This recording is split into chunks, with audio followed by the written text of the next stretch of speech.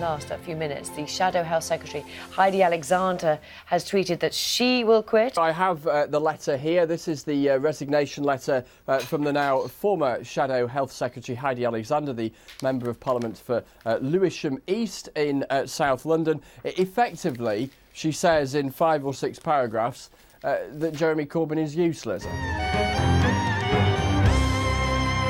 Hilary Benn has long been a quiet critic of Jeremy Corbyn's leadership, but this morning it does look as if a full-scale coup against the Labour leader is underway. I said to him that I no longer had confidence Did you call him first? I had no longer had confidence in his leadership, and he then dismissed me from the Shadow Cabinet, which is understandable.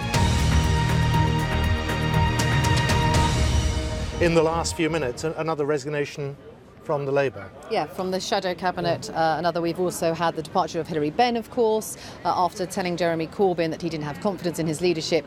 He was sacked. Then we had the Shadow Health Secretary, Heidi Alexander. She has gone, and now Gloria De Piero. There's clearly an organised move against Jeremy Corbyn. Just in the last few minutes, I've written to Jeremy Corbyn, the leader of the Labour Party, with my resignation from the Shadow Cabinet.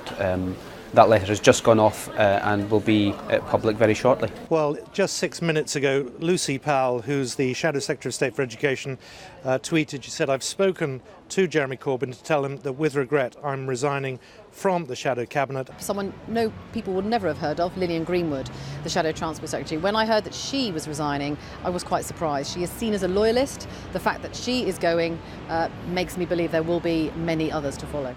7 members of Labour's frontbench team have resigned.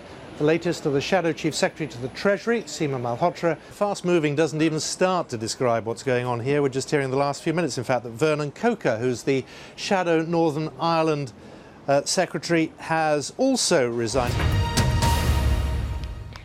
And another one goes. We've just had confirmation from the Shadow Justice Secretary, Lord Falconer's spokesman, that he has also handed in his resignation from the Shadow Cabinet.